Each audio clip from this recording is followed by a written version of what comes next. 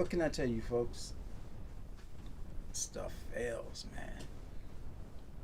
You know? So, who's here? Who is here? Who is here? Who is here? I don't know who is here. Who is here? So, have a little sip. And work out all the issues. I guess I've worked out all the issues. I will wait for a few of you to get online and see what's going on. So, what's up, peoples? John Lance, what's up, brother? How are you? Happy New Year to you, man. Hope all is well with you, you know, in this 2021. Hope you're doing okay. And I'm gonna wait for a few more to pop indoors. Would help if I put my lav on, right? You would think. I had a few issues earlier with of course, our infamous, which I'm certain I ain't gonna lie to you, I am certain that after today, this is it. You know, they say if you buy cheap, you buy it twice. And I have been using free software to get my business handled, and anytime you use something free, you get what you pay for. Garbage in, garbage out. So listen, tell me, John, what's going on with you, man? How are things? What you up to? Anything new? Anything happening? You know, fill a brother in while we're waiting for some others to chime in. I've had an eventful start of the year. I will share with the masses in a minute, you know, but Alevon, what's up, brother? What's going on, man? How are you? Hope you're doing okay. Yeah, so this fill me in. What's going on, y'all? And I will fill you in on some comical things that have happened in my world. It's wild, man. It's wild stuff. Yeah, this starting this new year has been quite interesting, to say the least. You know? Great. Okay, trying to mix 70 songs. Wow. Yikes. That's a lot, man. It's funny that I remember years ago when I used to be working on, you know, a few CD projects with quite a few people. And, you know, if you spend like time, I don't know if this has ever happened to you, you're in the studio and you're mixing and you're listening or you're recording, whatever, and it gets into the wee hours in the morning and then you go to sleep and all that's playing or replaying, I should say, in your brain is the song that you were working on pretty much all night.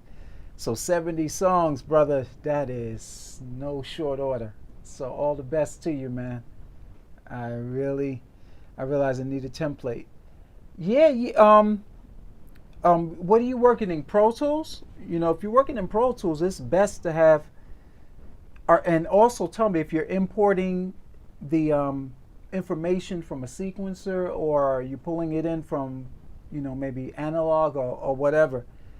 But yeah, just to say that, yeah, you do need a template. You know, it just expedites things, you know.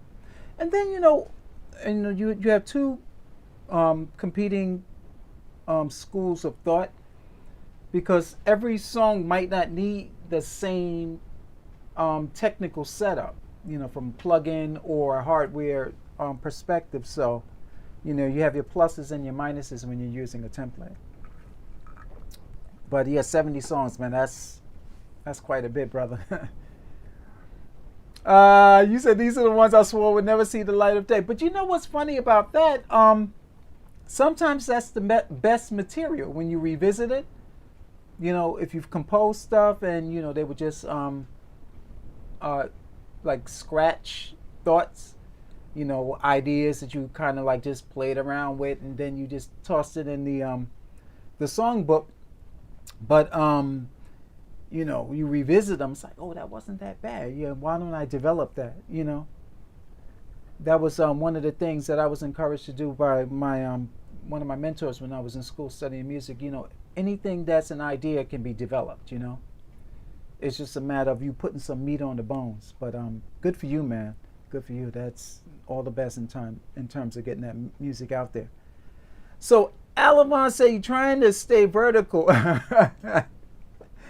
Hey man, I hear you, man. I hear you, brother. Yeah, man. It's you know, been quite a year. You know, last year that is, and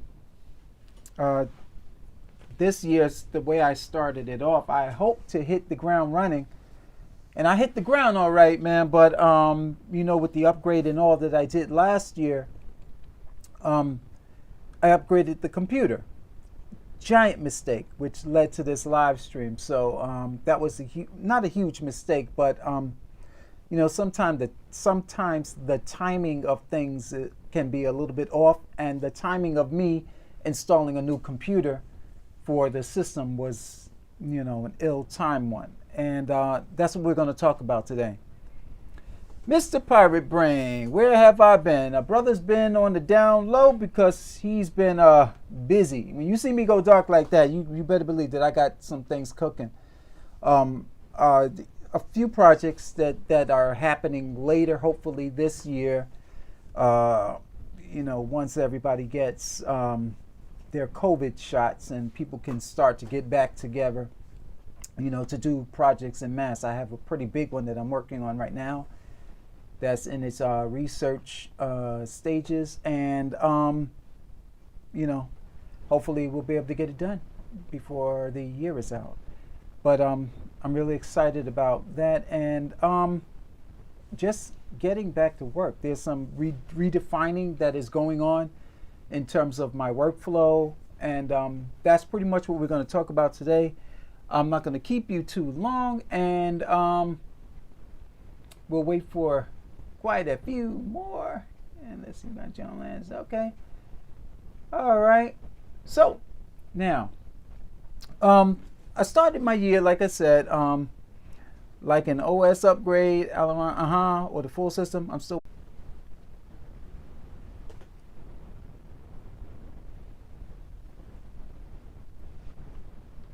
Okay.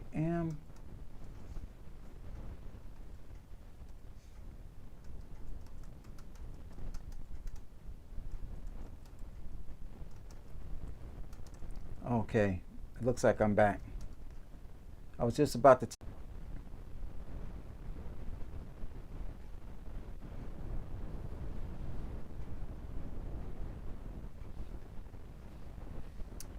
Okay, can you guys hear me now?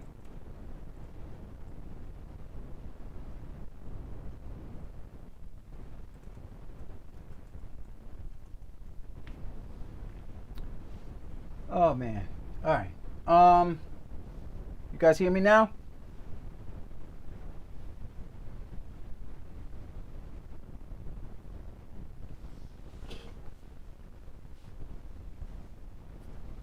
Okay, great. Let's see how this works out now. Again. Okay, yes, you hear me. Okay, great. So back to my original situation, which was I updated my system from Mojave to Catalina, and it wound up being catastrophic because the Antelope interface, as well as the software that they have designed, or the driver, is Trusty Studio. What's up? Yeah. You know what? I have two systems running, and I think one of them might be causing a conflict. So I'm about to pull that down and put it to sleep for a minute.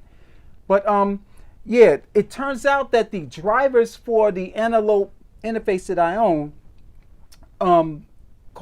it has a compatibility issue with Catalina. Didn't know that. Knocked out the entire computer, man. And I wound up having to reinstall everything from the ground up. So that was a major issue. So, which led to me doing the live stream, of which I think I better hurry up and get through this thing because, and you know, this YouTube sent me a message earlier stating that they were having problems with the live streaming. So that's why I had to push it back an hour, thinking I was buying myself some time. Okay. So let me pull this down because I think that's creating a issue for me. Yeah. So that led me to this, to rather coming up with this live stream. 3 tips so that you guys don't make the same mistake that I made. And you would think I would know better, which is the reason why I never upgraded from HD8, because the system was stable, it was working, and I didn't have any problems. So without further ado, let's get into tip number 1.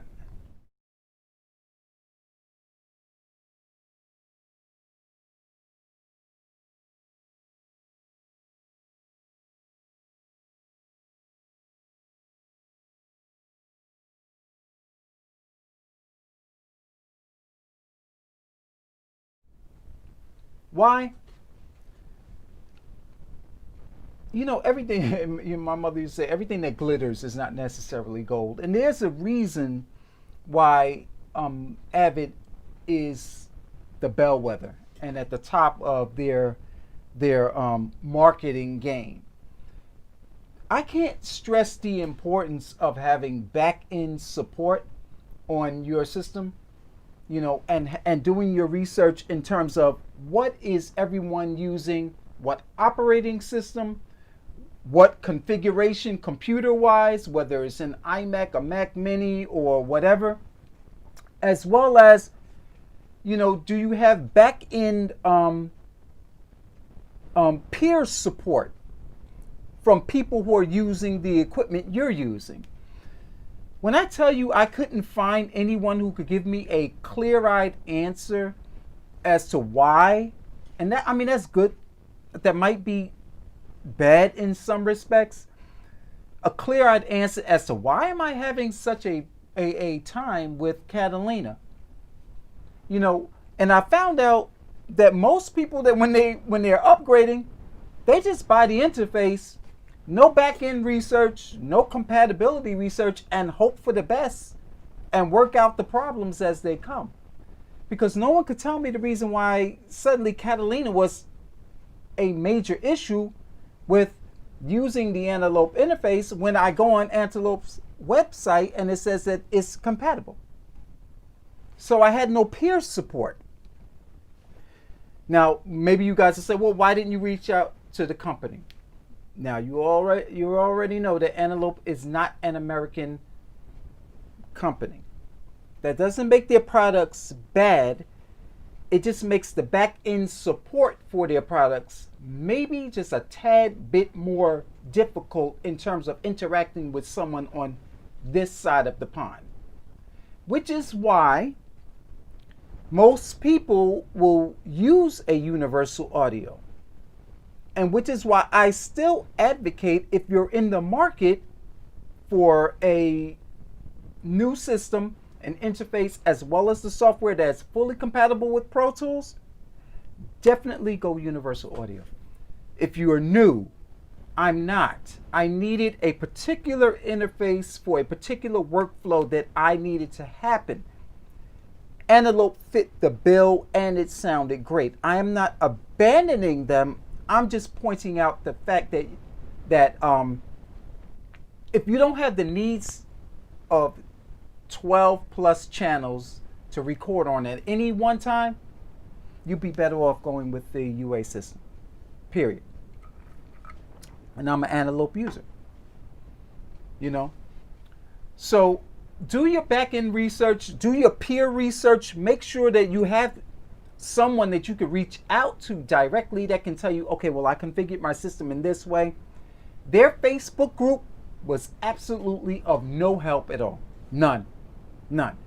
They don't have the Digi users group like the Duck that Avid has. They call the Digi users conference. They used to call it back in the day. But they don't have that. They don't have a frequently asked questions or compatibility issues statement page on their website. So you're pretty much on your own, you know. And if you're a new user, you don't want that problem. Because now, as opposed to you being creative, what are you doing? You're sorting through problems. Who needs that?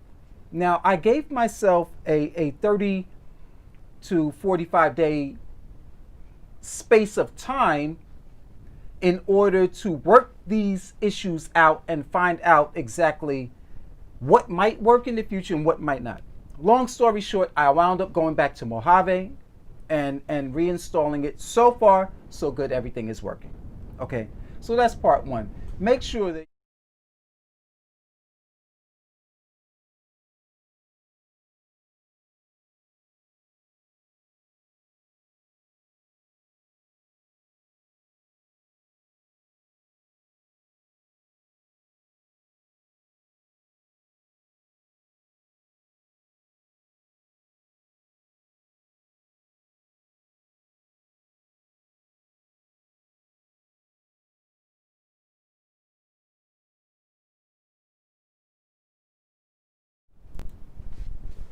I come in contact with these people all the time that want to argue what's the best. The best tool in the box is the one that's allowing you to flow and have, it's not creating a creative it's not a creative hindrance, in other words. I got a confession, guys. I have a very, especially when I'm trying to work, a very low tolerance for equipment that malfunctions. Low tolerance to the point where I will snatch it and throw it somewhere because it's like, this is ridiculous. You paid money for it, you expect things to work in a particular way. Like I said, I gave this 45 days coming from the experience that sometimes systems need a burn-in time, but I came extremely close to taking this thing back when I hit the first roadblock. And the only thing that stopped me was the fact that it had the connectivity that I needed. The clocking, the connectivity, and I said I can work out everything else over time before I introduce this to a client. Because let's just say, for instance, I did something dumb, like went and updated the operating system right before I was entertaining a client. Go downstairs the next day to work and click, turn it on, it's not working. And I got this person booked. That's what you're trying to avoid. Nightmare scenarios like that, And I've had equipment that came highly recommended to me. I have stories, a litany of them, where you want the thing to work in a particular way and suddenly it won't for one reason or another. That's what this thing was, for a minute.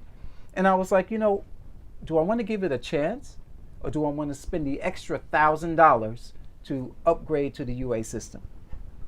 Because I don't like headaches. When I'm working, you ask my wife, I'm intense. I'm a little bit demanding and I can be a pain in the behind.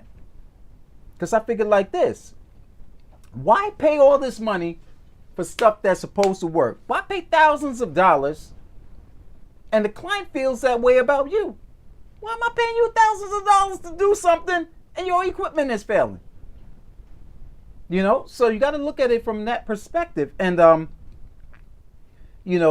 have very low tolerance for when things are not working. There has to be a legitimate reason why. And a legitimate reason why can only be that it's cheaply made. You give everything a chance, don't get me wrong. But sometimes equipment can be cheaply made, as in the Golden Age project thing that a friend gave me. I was on a gig, went to use their mic pre, and it crapped out on the gig. And I was in front of, you a mixed company, you got to temper yourself a bit. I was like, I'm ready to, click and turn this button, turn that button, not working. I'm ready to snatch it and hurl it somewhere because this is useless. you know? And so you got to keep that in mind. You know, the whole debate.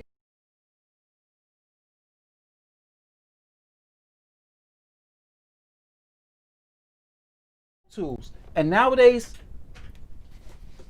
they all work with one interface or the other and they work fine. You know what I mean?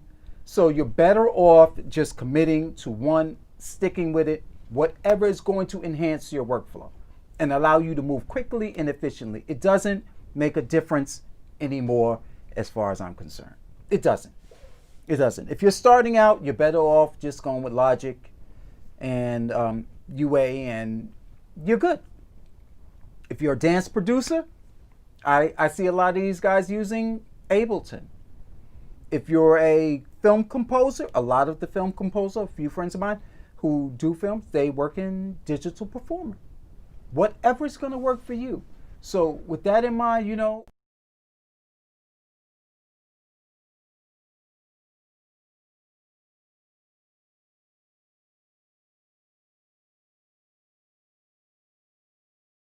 I've done. So that's tip number 2. So let me jump to some questions real quick, starting with Trusty Studio. What's up, brother? Glad to see you are here, man. And John says that he has Catalina 1015.7 installed with the same interface and I have no issues. Okay, we need to talk then. So if you can hold my hand through this thing, you know, I trust your judgment. But let me be honest with you, bro. Yo, after I went back to Mojave, they said burnt once, twice shy. I got to get back to work. And I am like, I don't know, man. You know, I was going to, you know, say to my wife, can I borrow your laptop? She's running Catalina and on her laptop. And I'm like, if I got to do any beta testing, I'll do it on a laptop. But I got to get back to work. You know, I need to, you know, be able to, you know, start entertaining folks. I got some projects lined up that I need to do. And it was working fine on Mojave. And then I went and did this boneheaded, the very thing that I always preach to people, don't ever change your operating system. I go and do like an idiot and boom, blew up like a stick of dynamite in my face. And I'm like, so I had to start back at 1. But John, definitely, man, we need to talk, bro. Alavon said, I was afraid that when you announced you went Antelope. No, you know, I like the sound. You know, I have this thing, you know, where it has to relate to me from a analog perspective. And I was A-Bing quite a few interfaces. And the winners narrowed down to Apogee, Lynx, the Aurora, Apogee, and Antelope. They came closest to the analog sound that I was used to. So Antelope won that battle based on price, because you got to wire the thing up. That cost me like about $600 to wire it with all them D subs, and the system was like about $2,500. You know, so yeah, man, stuff happens. I can't hear you anymore. Never mind, we're good. Okay, George, gotcha. George Thompson asks the question, does the Artist Control and Artist Mix work with the newest version of Pro Tools? Not certain. Not certain. I would imagine so, but you know, again, you would be better off checking with Avid on their website to get that information, because I don't use either control surface. So, okay, so let's jump forward. Cosmos, what's up, man? I'm glad to see you are here. Okay. Okay, Alavon asked the question, what was the minimum analog I/O that I needed? 16 channels, but not limited to 16. So that's why they won that battle, because it was 32 in and 32 out. You know, on any given session, like some drummers that I come across want every instrument mic'd, every iota of the kit mic'd up. Overheads, hi-hat, snare, kick, toms, as well as spot mics for the ride cymbal. That's a lot of microphones, and you can't run head on into 16 channels and to be like, okay, I'm out of channels. Now you got to start sacrificing. And when you're recording acoustic bass, you need 2 microphones. Mic on the F hole as well as the articulation of the neck. When you're recording a saxophone, you need the keys of the reed, near the reed and the neck, mic, as well as the bell. So you find yourself having to use 2 mics on virtually everything, when you're doing jazz oriented type of work. So you got to be really free and have the available, space on your interface to accommodate. Not to mention that if you're a person that does all genres of music, or if you're a person that is a film composer and you have to lay out parts for an entire, let's say, 16-piece orchestra, you need the inputs, So, yeah, man, 16 wasn't gonna do it, And I thought about maybe, what if I bought this 16 UA and then an 8-channel one? That started turning into a boatload of money, which, I was kind of limited budget-wise. So, yes. Let's jump forward. John Lance, he was thinking of getting the Antelope. No, listen. If we're talking about the Antelope, I'm going to use this system. It sounds great. It's just that I didn't take my own advice like a knucklehead and went and upgraded the operating system, thinking I was doing something clever. I was doing something real clever, cleverly stupid. So, you learn. Let's jump forward. I was wondering, okay, Alvon, if it would be cheaper but more stable to do an I/O over ADAT, i.e. Apollo, yes, that would work. And ironically, I thought about the same thing. I ain't gonna lie to you. I was like, hey, it wouldn't be too bad. I could just get, but then I would be compromising, not a lot, but compromising my workflow and my the sound that I would like to acquire from the equipment out of the box, But that would work, Elamon, to answer your question. Yes. And let's jump forward. Mr. Smooth. Okay. Yeah, and still not. Yeah, okay, here's a good one. Mr. Smooth says he doesn't upgrade his system unless it's needed. And that's jumps straight forward to tip.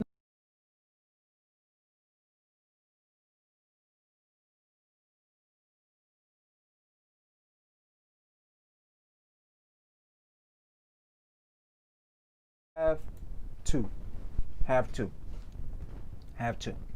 Because I'm going to tell you straight away, man, if you ever find yourself, and it's nothing more embarrassing, see, and this is for the youngsters. I'm not bashing y'all, but I'm going to mention something that happened. And you heard me say it earlier. If you buy cheap, you're going to buy it 2 times.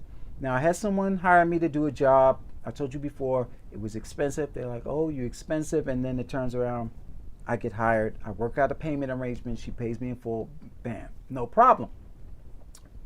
Second time around, wants to hire me again. You know the price. I can't afford you. But out of respect for you, I'm thinking about working with so-and-so. I'm like, you do what you want. Can I hear their work?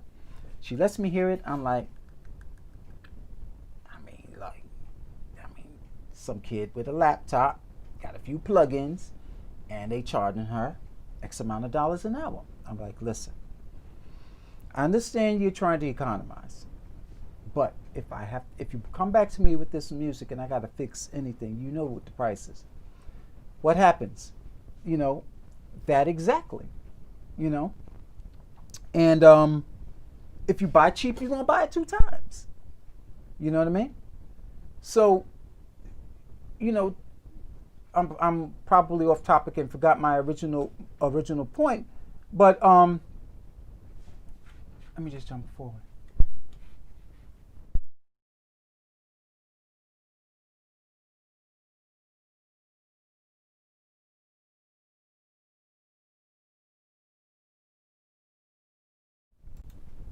if you can, back to tip number 3, if you can, have a dedicated computer. So this way you don't have that issue to worry about.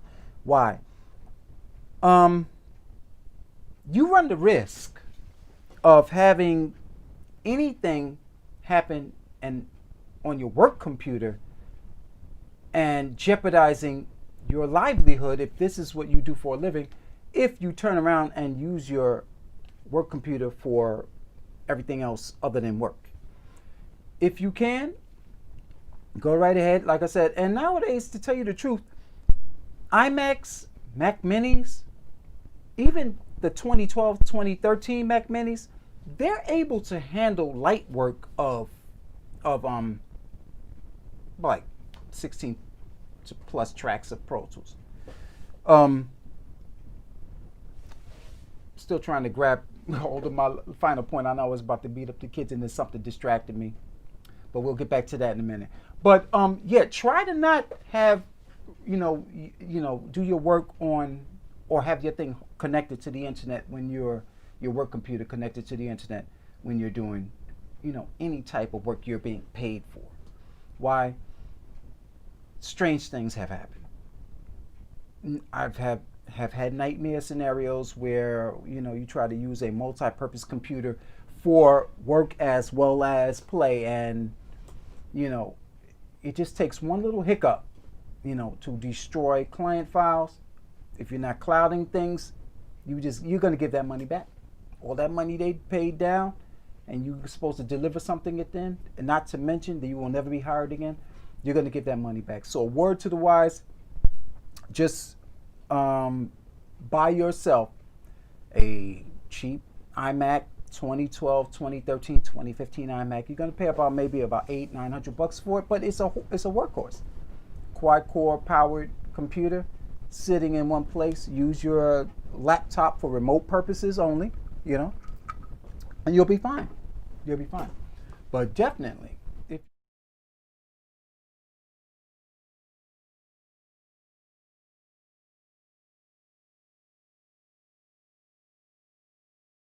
people throughout the year, and here it is. It seems like with Antelope, it needs to handshake with the driver, and I'm gonna get with you, John, in some point in the near future. Maybe we could talk via email. I don't understand why the software got a handshake with the computer. That became an issue when I first installed the driver. I made a mistake and tapped the USB port, or my knee hit the computer, and it corrupted the communication for a minute. Bam, the unit shut down. And I spent like a few hours trying to sort through that problem. So, let the buyer beware. Do your research. And, excuse me, Alavon would be patient. Spend some on the bag many. It's killing everywhere. Yeah, I mean, nowadays, like I said, between the software and the hardware, the computer part, you know what you like to work in. This is to Alavon. I don't know if you guys are looking at the chat, what he just typed in. Between the software and the hardware, the computer itself, once you solve that problem, it's a matter of what do I want from my interface and how compatible is the interface with my workflow. It can be Ableton. It can be Digital Performer. It can be Logic or Pro Tools or Cubase. It doesn't make a difference anymore. Honestly, doesn't. The only time it makes a difference is if you're going to have to outsource certain aspects of your work, whether it's mastering at the client's request, that is, or if the client says hand this off to Jack at ABC Studios, and Jack is running Pro Tools and you don't have Pro Tools, then it becomes an issue. Somebody emailed me recently. It was like, oh, well, Logic is the way to go. I'm like, yeah, okay, if that's what's working for you. I'm unfortunately in a circumstance where at the end of many sessions, I have to turn files over to the client or over to other people to mix. You know what I mean? I can't just turn over a Logic session. And I've had a nightmare. Jesus. Yo, back in the day, when you could use, I don't know if John is still around. He could probably shed some light in the comments about this. But there was a way that you could, take a Logic file, use Logic Pro back in the day with HD hardware, but there was a way to take the files, plugins, the entire structure of the session and send it over and transcode it so that the Logic session went through to Pro Tools seamlessly. I tried that once. It was an absolute nightmare. Nightmare. I was like, nevermore. It's better to have, if you know you need Logic for MIDI work, or if you like doing your quick MIDI programming in Ableton, do that. And if the client wants a stem or tracks broken out into Pro Tools session, you do that. But Jesus, man, that straightaway file transfer business, sometimes that can get a little hairy. So yeah, man, if you can have more than one system, do it on Pro Tools as well as this. Or if you have one way, you're going to do everything in-house, it's just you alone, then you're able to use one software DAW. Doesn't make a difference at that point, but it can get a little crazy, if you're not careful. So let's jump forward. Let's see. Lewski V. I went with the RME for the drivers. Okay, RME is a pretty good company as well. All right, Mr. Smooth. Okay, got that one. Alavon and Mr. Smooth. Okay, once software companies catch up, it's going to be a standard. The benchmarks. Hey man, I'm just based on Alavon, on your last comment about software companies catch up. See, this is where Digi is separating the men from the boys, as is Universal Audio. It take a whole lot of money to keep a whole bunch of white coats in the back room working out your issues. Digi got deep pockets. Digi, I keep calling him Digi. I don't know, I'm gonna get somebody and be, yo, it's Avid. But yeah, keeping white coats to work out your issues. White coats on standby. Why do you think Avid is charging money for tech support? Because more pros are using. Stuff happens in the middle of sessions, and you tiptoeing to the back, all in the closet, making a phone call to Digitech support. Because you better not let your A-list client or B-list client or whomever, this is your big gig, and you saying something else, but you in the back calling tech support. Your stuff done crapped out. So what? And notice, if you go on Avid's website, they have a tech support plan that they're selling because stuff happens. I hate it, and I hate that companies are not paying more attention to that. Because going back to my original point, I had a problem with the computer. Back in the day, what do? Grab a piece of software, reinstall everything. No problem, no harm, no foul, right? Couldn't do that this time. Why? Because all the software is available online. Yo, that's whack. That is absolutely whack. I can't go back in the software that I'm buying, reinstall it. I got to go on another computer, download it, because this computer, it's a pain in the behind. Who got time for that? And like I said, God forbid, if this happened in the middle of somebody that's paying you money, you giving that money back, period. So, Trusty Studio, the studio, just like the church, it's always 10 years behind. Oh, yo, I got a story, man. Somebody contact. Yo, no, I'm a church boy, you know. And someone contacted me and said, "Hey, you know, I want you to do some work for me. God told me that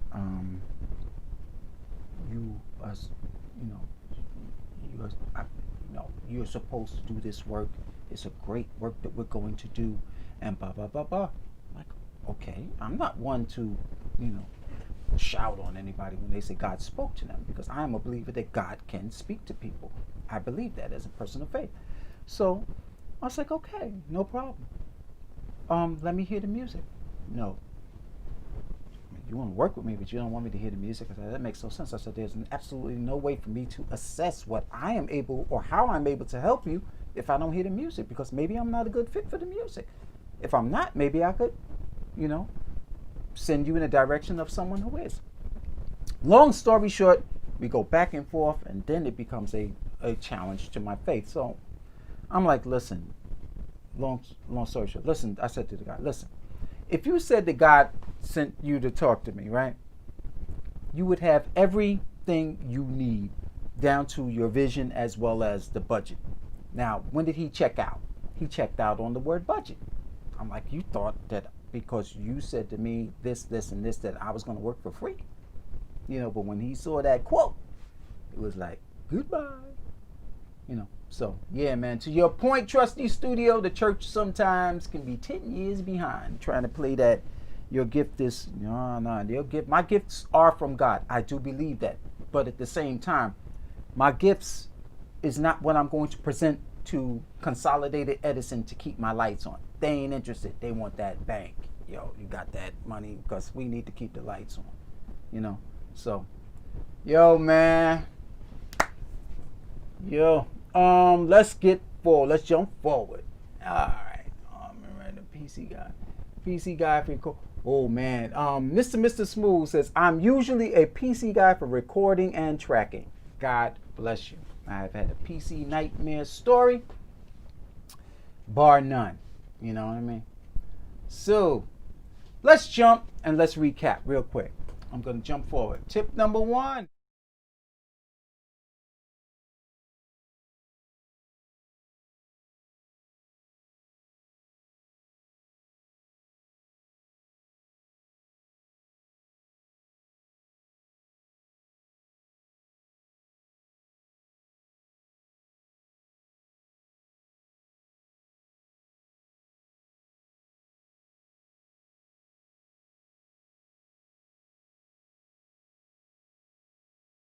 And you're trying to get your feet wet with something brand new that you're not used to. Here it is. I'm coming from a stable HD system, no problems, all the way into monumental problems and headaches. You know, so if you're in the market for a new system, tip number 1,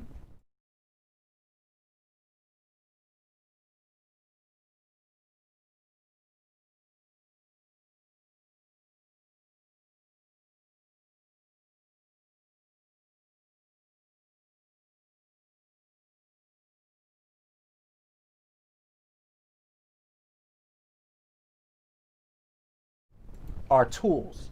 Their job is to facilitate you getting a job done. Nothing more, nothing less. If you are an Ableton guy, God bless you. If you are a Cubase guy, God bless you. The only time it becomes an issue is if you know you have to turn those files over to the Hit Factory for mixing.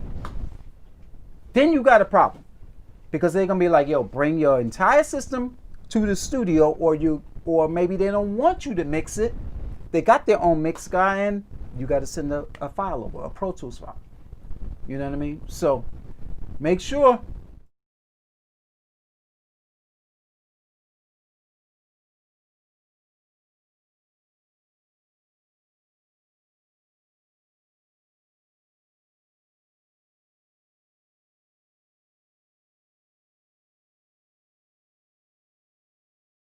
So I have to have both on my system. And for years, I've used all three. Sibelius for scoring, Logic for my MIDI work, as well as Pro Tools for laying all the MIDI work into audio, and off to client files. And tip number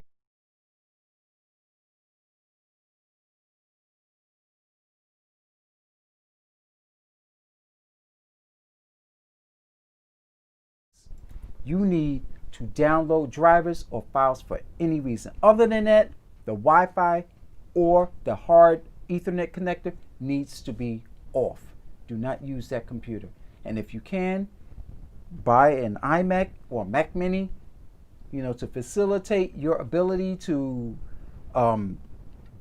have more than one system or a fun computer, as well as, you know, something that you can work or call your dedicated workstation. Do that, you know. So I'll take a couple of more questions and then I'm gonna call it quits. And I honestly will tell you, this is the last time I am using OBS, period. I'm done with them. Because I, you know, like I just told you earlier, I don't like when stuff don't be working, man. This is crazy. So let's make sure I didn't miss anyone or any statement. Deborah is in the house. Y'all say hello to my cousin Deborah if she's still here. Yes, and oh, Mr. Smooth said he recently picked up a Chameleon 7721, which I'm sure is quite a piece of equipment, man. And let's jump forward. It's fire. Okay.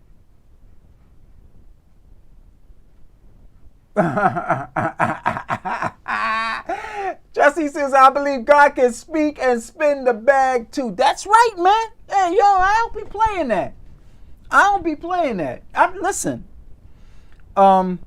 It's a funny thing, because I don't know you, like, if y'all remember me telling you, my son is a professional photographer. He's he works with the marketing division with the Brooklyn Nets when they get back into the arena. But his thing was, you don't have the, you know, people, I want to shoot this type of thing because people don't have the money to pay me. Then you don't need to be shooting. Everybody that come knocking on your door ain't for you. Period. I would rather keep my prices high and weed out people who are going to waste my time than to have my old lowball prices and keep dealing with, you know, all kinds of people coming through your door. I ain't got time for that. Even back in the day, you know, I had a client one time. It's funny. Here's a good one for y'all. I had a client that I had worked with years ago. Really good client, right? These people had bang. I mean, they talk about cash cow. Cash cow kept me busy. Thank God, my wife, when she was in the business of publicity and radio promotion, she found them. They became really good paying people, right? So annoying at times, but they had money. All right. So we lose contact for like about 3 or 4 years. 3 or 4 years later, hey, how you doing? Doing great. Yeah, we're still in the management business and we have a new client that we need to bring by the studio, right? No problem. Yeah, we were on the website and we saw that you did a few things, and I'm just calling because I'm doing all the pre-production work now and I need to get your rates. So I quoted a rate. Naturally, I quoted a rate. Oh, wow, you went up. Yeah, I did because I have better equipment and I've done some renovations and blah, blah, blah. This, that, and third. It's a few years back, right? Oh, wow. Is there any way you could give me a block rate? Sure, I'll give you a block rate. I'll take $25 off the top, and you have to book a 10-hour block. But I need you to do, in a 6-hour block. But I need you to do your block in a day. Why should I do my block in a day? Because that's what a block rate is. A block in a day. You have to do 6 hours worth of work. Okay, let me get back to you. Gets back to me. Okay, I'm not going to need the block, but wow, your rates are high. I'm like, okay, listen, are we gonna do the session? Yeah, I want to book the time, but no problem. Listen, do you know that they had some Australian dude come by? Dude was loaded. When I happened to be doing my business, I looked down at the invoice that she gave that man. I was stunned. Stunned. Stunned. And I'm like, you trying to nickel me down? Meanwhile, you sitting here just nursing your phone, and you turn this dude was loaded. I guess he must have been loaded because he took her outside them doors right there, cut that check to her, and then she turned around, paid me, because I told her, yo, I'm gonna need my money in cash. She peeled them dollars off, no problem. And I'm like, you trying to nickel me? Because she and we had a bit of an issue before when she gave me a check that kind of ricocheted. And I was like, next session we do, you got to pay me in cash. But when I was giving her the quote, she was like, what? I was like, nah. So you got to ask for it. If you don't ask, you ain't going to get. The same thing I told my son. If you don't ask, you're not going to get. You don't know what, if you don't place value on what you're doing, you can't trust that other people will. So with that in mind, to your point, you got to ask for it. You got to ask for it. Hey, Warren, your audio mutes when the text cards show. Okay. This is why I will not be using. This is crazy. This is crazy. Thank you for telling me, though. Mr. Smooth, okay. How do I like the Antelope? I'm loving it. Loving it. I had an issue with it earlier. That you're going to have to go back and replay and hear, because now I'm hearing that the audio, every time one of the tip cards pop up, the audio is dropping out. So again, when you buy free stuff, or if you use cheap free stuff, you're going to have these issues, and I'm done with it. I was trying to, not use Ecamm, so if I go dark another week and you don't see a live stream, that's the reason why I'm learning Ecamm now, or some other software, until such time. So let's jump forward real quick. Weather music. Hey, what's up, man? Happy New Year. I missed most of the show, but I look forward to the next segment. Listen, I thank you for stopping by, man. I appreciate it. And Randy Hill. Randy, nice name. That's my son's name. My professor told me if you charge like a pro, people will treat you like a pro. True. True. True. I was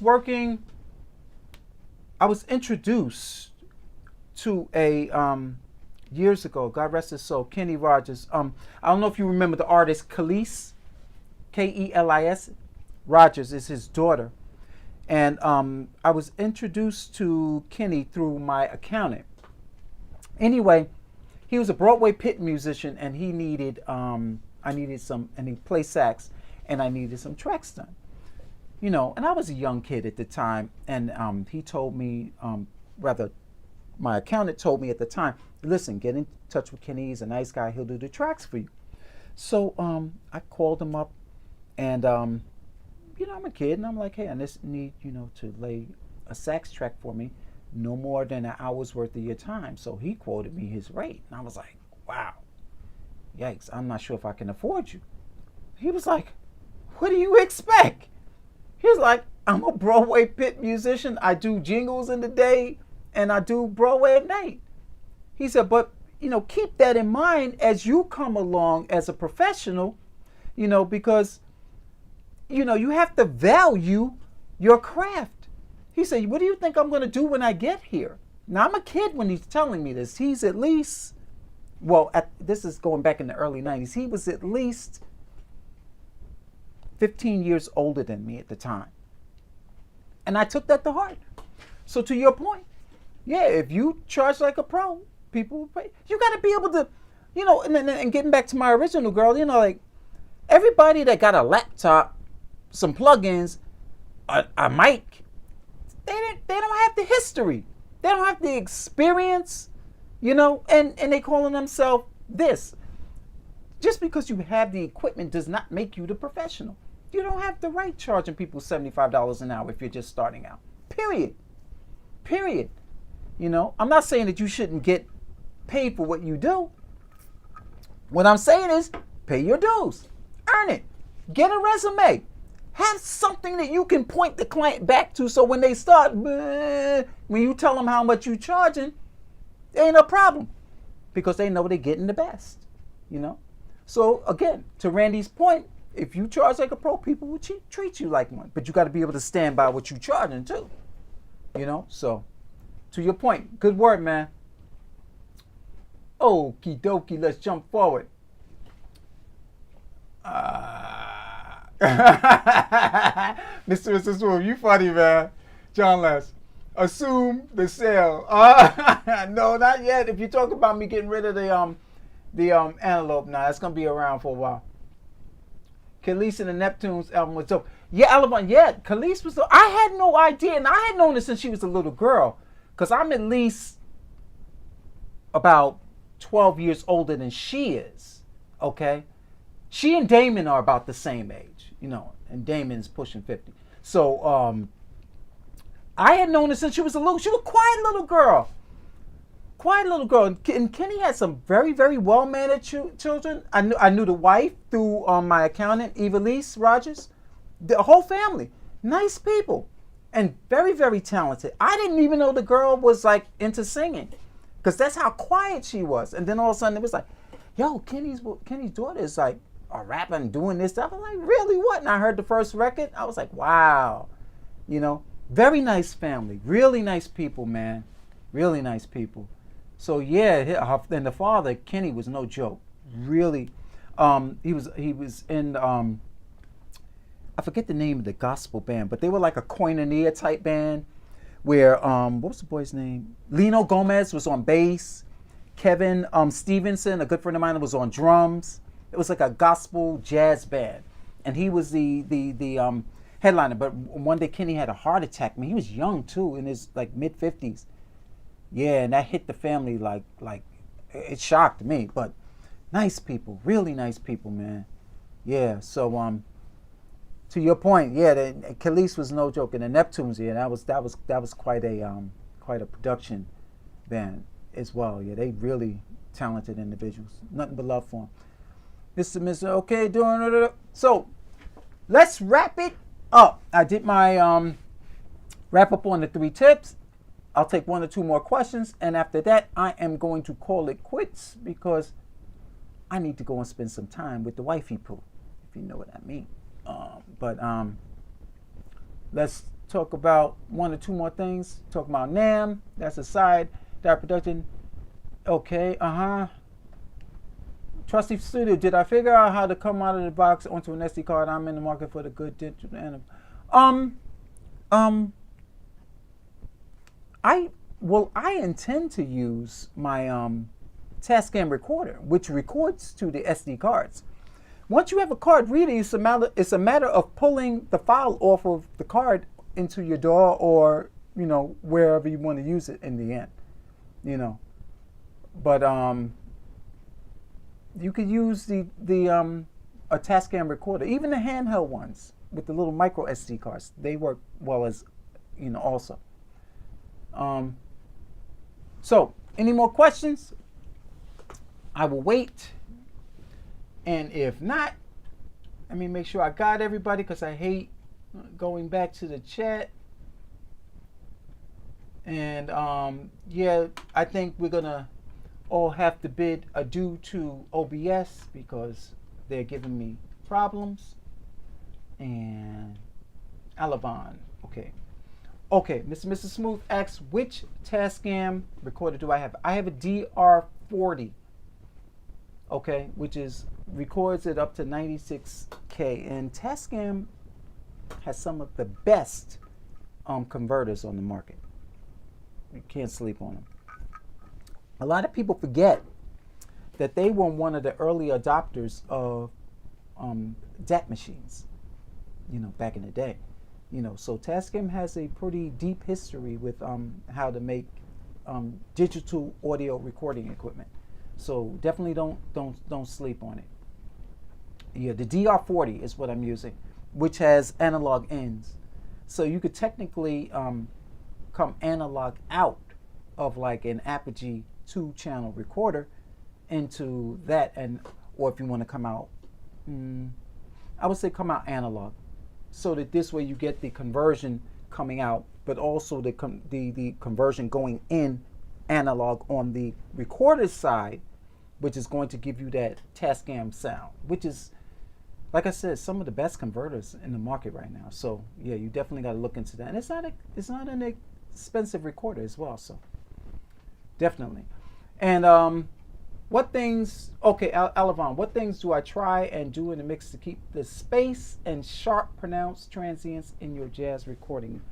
Well, the thing about jazz is that it's not as transient as like maybe gospel or R&B, you know. And jazz is more dynamic. Classical music is more dynamic. You have highs, you have lows, you know. Crescendo, decrescendo, you know, you have that happening throughout the recording. If you want to know what I'm talking about, listen to a drummer like Brian Blade. Very dynamic drummer. He gives you pianissimo and then he could give you forte, all in the same musical sentence, if you will. You know what I mean? So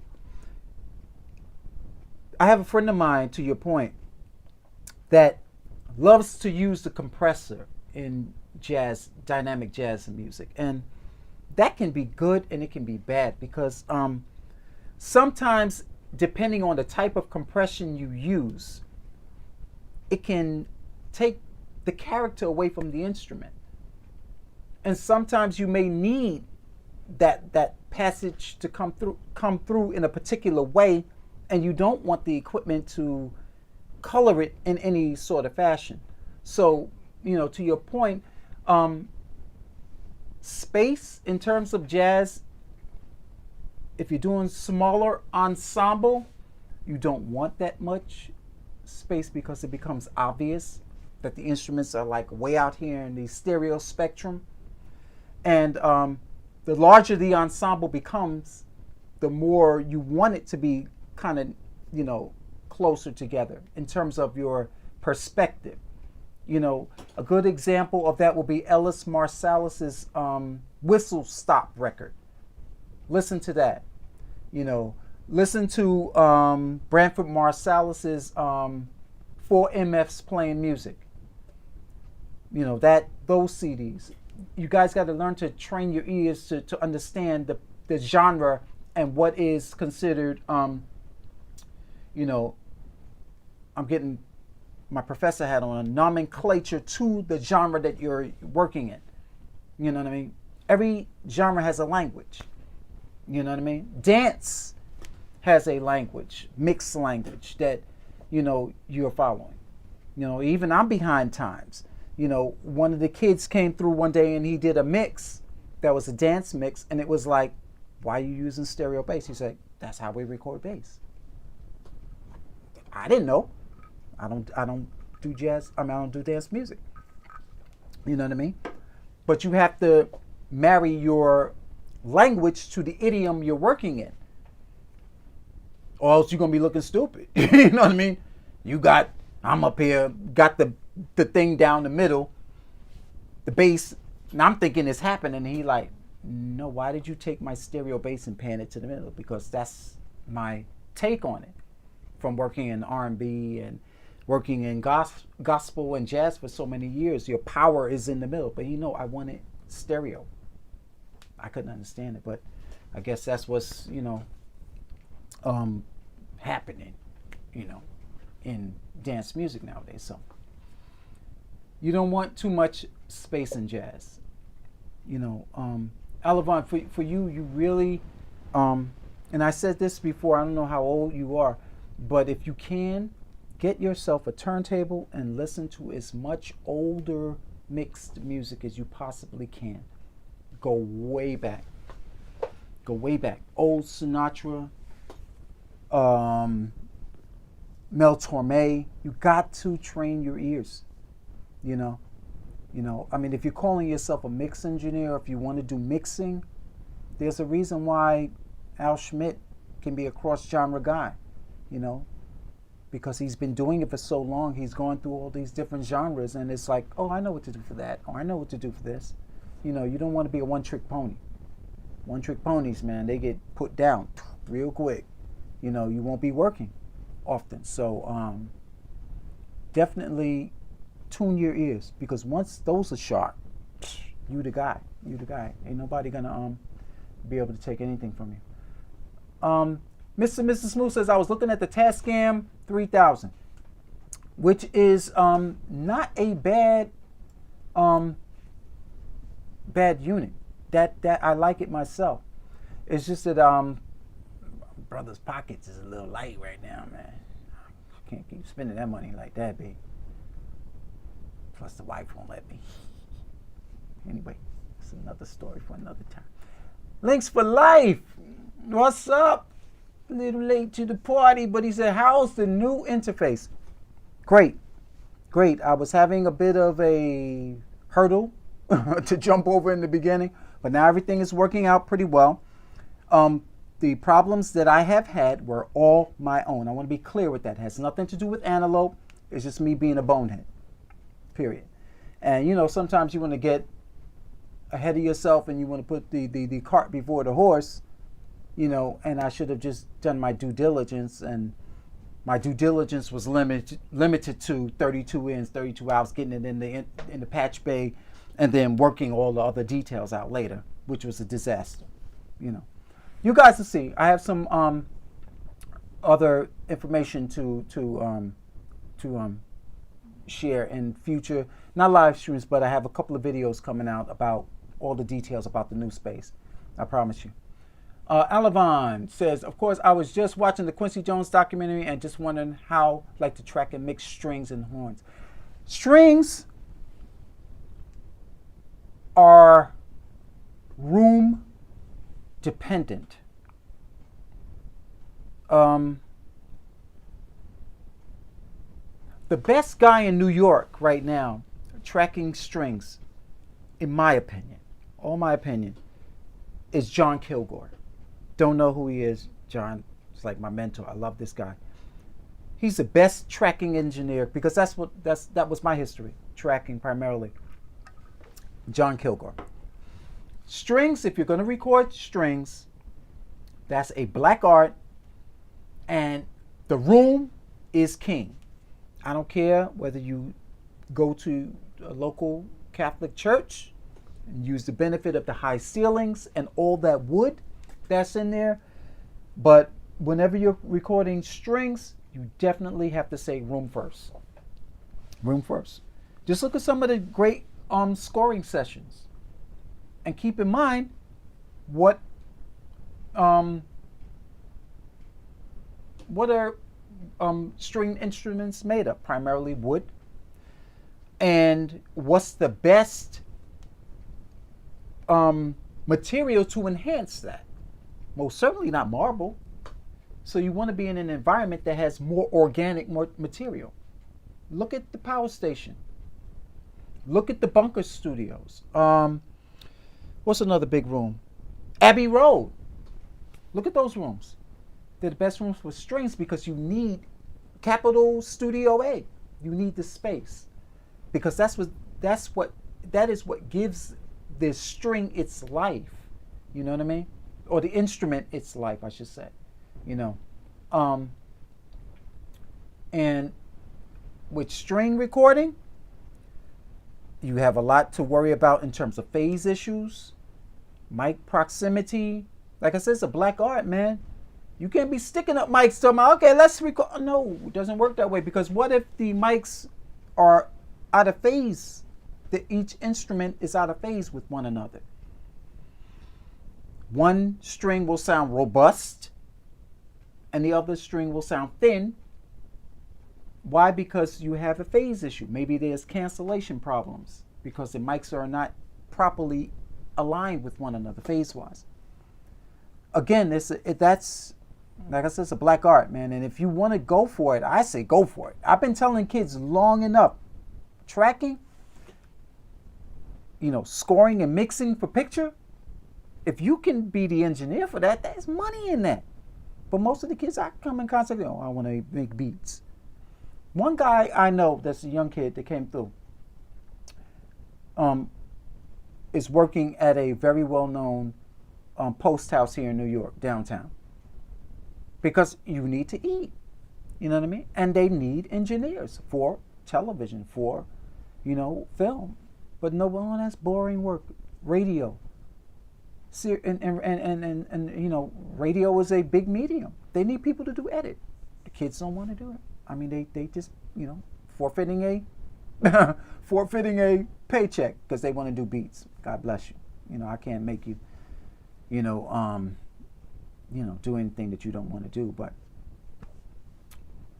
all right, let's jump forward. All right, Bohan Stojanov, my brother from somewhere in the Baltic states. I'm guessing. Let me know if I'm right, my brother. Let me know if I'm right. Some great composers have come out of Russia and a few of the Baltic states.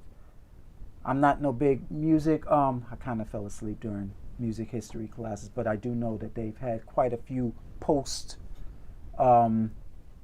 romantic period composers that were great composers that came out of that area in the world. So I am glad you are here, my brother. What about recording in a dead room and then adding reverb? Absolutely not.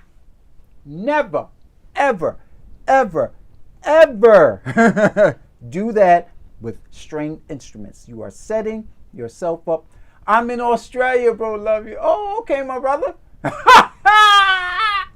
Yo, I done went all the way from up here to all the way down there. So you are halfway. Happy summer, my brother. It's about to come to a close for y'all, but happy summer. I'm glad you're tuning in, though. Halfway around the world, man. I appreciate you being here, really, man. That says a lot. That says a lot. I really appreciate you. But back to your point about adding reverb. You can. It's not the preferred way of recording strings, if that's what we're talking about. Other things, yes. Strings, nah. No. You need, room is king. Room is king. Think I'm lying?